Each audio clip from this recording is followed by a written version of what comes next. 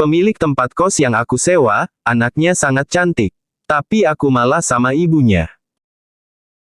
Mau tahu kisah ini? Simak cerita ini sampai akhir. Jangan lupa subscribe, biar admin tambah semangat lagi.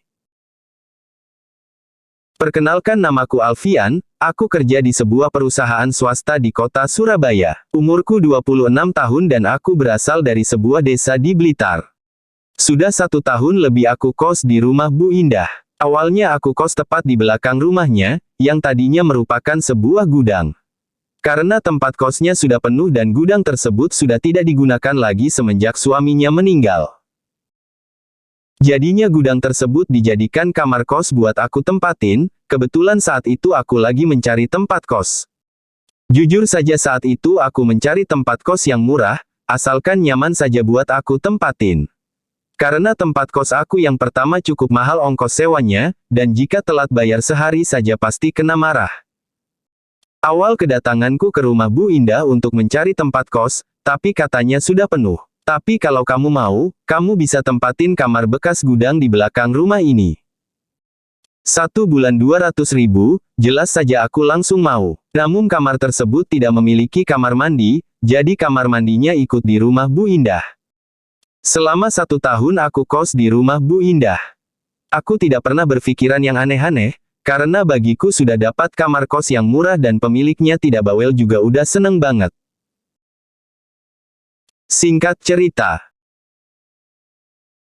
Pagi itu ketika aku mau mandi, dari dalam kamar mandi keluar gadis yang sangat cantik, yang ternyata itu adalah anak dari Bu Indah. Dia baru datang dari luar negeri. Elisa namanya, dia adalah anak satu-satunya dari Bu Indah.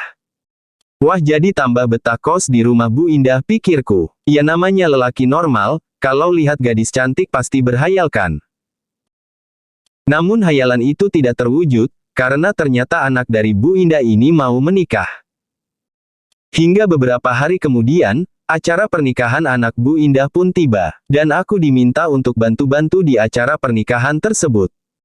Akhirnya acara pernikahan tersebut selesai juga, dan anak Bu Indah masih tinggal di rumah Bu Indah selama beberapa hari.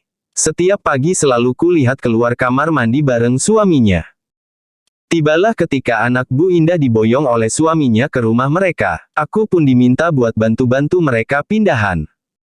Setelah seminggu Elisa dan suami pindahan, aku diminta Bu Indah untuk pindah ke kamar yang biasa dipakai Elisa, karena Elisa tidak balik ke rumah ini lagi, kata Bu Indah. Ketika diminta pindah kamar yang lebih bagus ya aku seneng-seneng saja, asal biaya sewanya tidak naik. Akhirnya aku pun pindah kamar, yang berarti aku jadi satu rumah sama Bu Indah. Setelah tinggal satu rumah, Bu Indah jadi sering ngajak aku untuk Bu Indah sering minta aku untuk nemenin ngobrol, dan tak jarang hingga larut malam.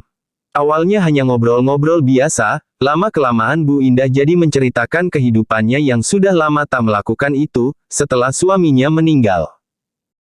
Bahkan Bu Indah menceritakan ketika mendengar suara anaknya ketika malam pertama, Bu Indah jadi teringat akan hal-hal itu di masa lalu. Ya aku jadi tergugah akan cerita dari Bu Indah.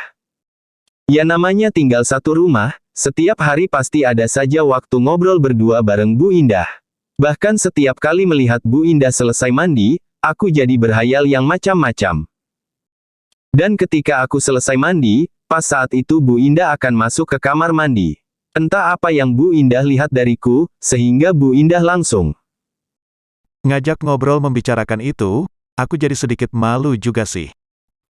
Aku pun jadi semakin akrab sama Bu Indah. Ya namanya hati manusia tidak ada yang tahu kan, tiba-tiba Bu Indah bilang padaku.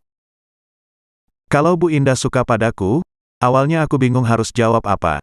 Namun tidak bisa dipungkiri juga, jika kebersamaan kami selama ini membuat aku nyaman juga.